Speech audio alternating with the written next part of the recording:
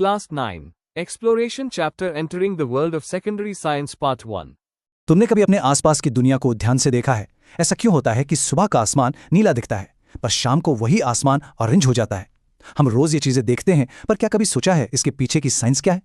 Hello and welcome. आज हम एक नया और बहुत ही एक्साइटिंग सफर शुरू करने वाले हैं। आज की इस क्लास में हम एंटर करेंगे in the world of secondary science. अपने माइंड को थोड़ा प्रिपेयर कर लो, क्योंकि अब हमारा सोचने का तरीका अपग्रेड होने वाला है। आपने आज तक जो भी साइंस पढ़ी है, अब हम उसको एक नए और भी ज्यादा रियल लाइफ पर्सपेक्टिव से देखने वाले हैं। तो क्या आप सब रेडी हैं इस शिफ्ट के लिए? चलो एक सिचुएशन इमेजिन करते हैं।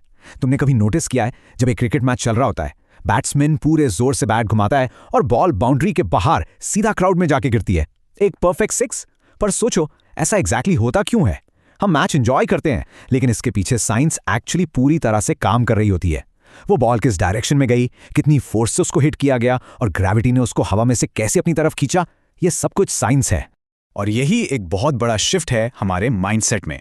क्लास 8 तक हमारा फोकस सिर्फ क्यूरियोसिटी पर था। हम सिर्फ सवाल पूछते थे कि ये क्या है और ऐसा क्यों है।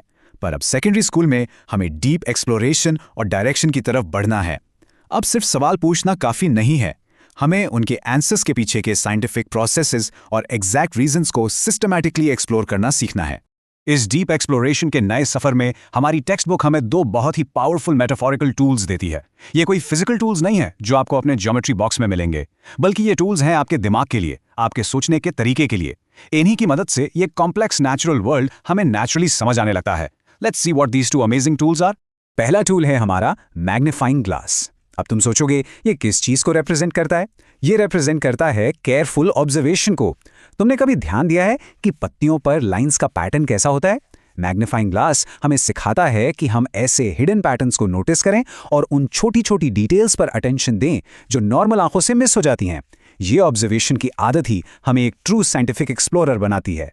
Let's move to the second tool and see how this builds on our observation. दूसरा टूल है कंपास। अब मान लो तुम्हारे पास मैग्नीफाइंग ग्लास आ गया, तुम हर छोटी डिटेल ऑब्जर्व भी कर रहे हो, पर बिना किसी डायरेक्शन के उस ऑब्जर्वेशन का क्या फायदा? कंपास हमें बताता है कि हमें राइट डायरेक्शन में क्वेश्चंस पूछने हैं, हमें एमलेसली भटकना नहीं है, बल्कि बहुत ही फोकस्ड वे में अपने साइंटिफिक आइडियाज को आगे ले जाना है। अब यहाँ एक इंटरेस्टिंग चीज आती है। हमारा नेचुरल वर्ल्ड बहुत कॉम्प्लेक्स है। हर चीज को एक साथ 100% डिटेल में समझना प्रैक्टिकली इम्पॉसिबल है।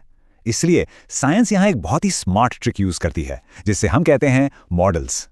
साइंस मॉडल्स का यूज करती है उन कॉम्प्लेक्स रियल सिस्टम्स को सिंप्लीफाई करने के लिए, ताकि कॉन्सेप्ट आपको इजीली और नेचुरली समझ आ जाए।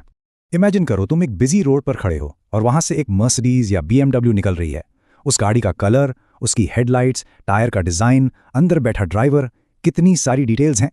बट फिजिक्स में हम इतनी कॉम्प्लिकेटेड डिटेल्स एक साथ नहीं लेते। एक फिजिक्स मॉडल उस बड़ी सी कॉम्प्लेक्स मूविंग कार को सिर्फ एक सिंगल पॉइंट या डॉट में सिंप्लीफाई कर देता है। बस एक डॉट जो एक सर्टेन स्पीड और डायरेक्शन के साथ मूव कर रहा है। बूम, कॉम्प्लेक्स चीज एकदम आसान बन गई। Now what's really fascinating is how chemistry does the exact same thing. Real life में एटम्स और molecules incredibly complex quantum structures होते हैं जो लगातार मूव करते रहते हैं। लेकिन केमिस्ट्री हमें डराने के बजाय इन कॉम्प्लेक्स रिएक्शंस को सिंपल 2D स्फीयर्स और उन्हें जोड़ने वाली लाइंस यानी केमिकल बॉन्ड्स के फॉर्म में दिखाती है। इस सिंपल मॉडल से हम किसी भी बड़ी रिएक्शन को आराम से विजुलाइज कर पाते हैं। Same rule applies to biology as well. एक एक्चुअल ह्यूमन सेल या प्लांट सेल अपने आप में एक पूरी क्राउडेड सिटी जैसा होता है, जहां हजारों चीजें एक साथ चल रही हैं। पर जब हम पढ़ते हैं तो बायोलॉजी उस सेल को एक सिंपल डायग्राम बना देती है, एक सर्कल, बीच में एक न्यूक्लियस और कुछ बहुत जरूरी पार्ट्स। हम बाकी यूजलेस डिटेल्स को पर्पसली इग्नोर कर देते हैं ताकि हमारा कोर कंसेप्ट एकदम क्लियर रहे। तो चलो वापस चलते हैं अपने क्रिकेट स्टेडियम में। अगर हमें उसी क्रिकेट शॉट का एक साइंटिफिक मॉडल बनाना हो, तो पहले ध्यान दो कि हमें क्या डिटेल्स रखनी है। बॉल का मास, उसकी स्पीड और बॉल की डायरेक्शन।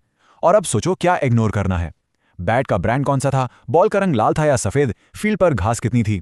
ये सब एक फिजिक्स मॉडल के लिए यूजलेस डिटेल्स हैं। साइंस का मतलब ही यही है, focus only on what actually matters. इसको एक रियल लाइफ सिचुएशन से समझते हैं। सोचो, छुट्टी के बाद तुम स्कूल से घर साइकिल चलाकर वापस आ रहे हो। अगर मुझे तुम्हारा ट्रैवल टाइम मॉडल करना है तो क्या डिटेल्स मैटर करेंगी? सिर्फ तुम्हारी स्पीड और डिस्टेंस। रास्ते में कौन फंक्शन अटेंड कर रहा है, कहाँ ट्रैफिक में गाने बज रहे हैं या रोड के साइड में कौन खड़ा है, ये सब हम कंप्लीटली इग्नोर करते हैं। साइंस अब रियल लाइफ से कनेक्टेड लग रही है ना? अब एक और मजेदार चीज ऑब्जर्व करते हैं, द लैंग्वेज ऑफ साइंस। हम अपनी एवरीडे लाइफ में कुछ ऐसे वर्ड्स यूज करते हैं जैसे प्योर या वर्क। डेली लाइफ में प्योर का मतलब क्या होता है? बिना मिलावट का, जैसे प्योर मिल्क या प्योर घी। पर साइंस में प्योर सब्सटेंस वो है जो स्ट्रिक्टली एक ही तरह के पार्टिकल से बना हो। तो वर्ड्स भले ही सेम हो, पर साइंस में उनकी लैंग्वेज बिल्कुल स्पेसिफिक और एग्जैक्ट होती है। And this beautifully illustrates the universal language of science. तुम दुनिया के किसी भी कोने में चले जाओ, साइंस कम्युनिकेट करने के लिए कुछ सिंबल्स और यूनिट्स हमेशा यूनिवर्सल रहते हैं। मास का सिंबल हमेशा m होगा और यूनिट kg। फोर्स को हम F से दिखाएंगे और उसकी यूनिट न्यूटन होगी। इलेक्ट्रिक करंट का सिंबल I और यूनिट एम्पियर। ये बेसिकली एक ग्लोबल साइंटिफिक वोकैबुलरी है जो सबको एक पेज पर रखती है।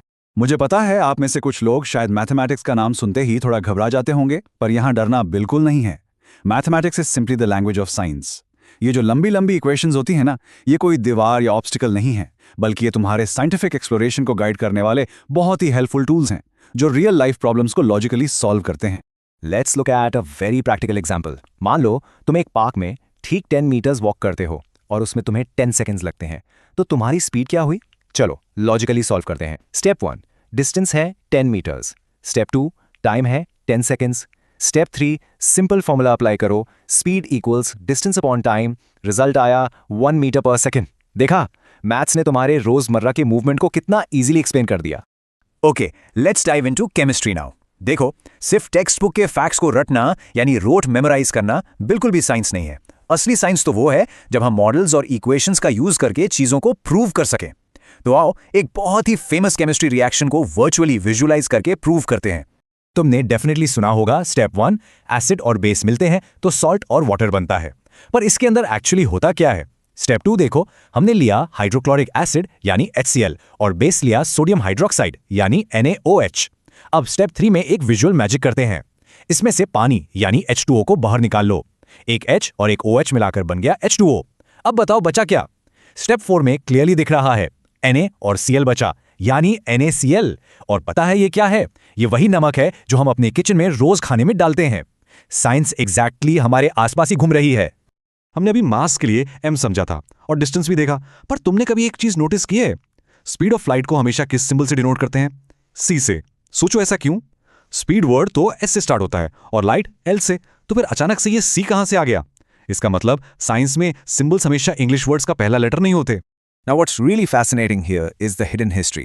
ये C आता है एक पुराने लैटिन वर्ड से, celeritas, जिसका मतलब ही होता है स्पीड या बहुत तेजी।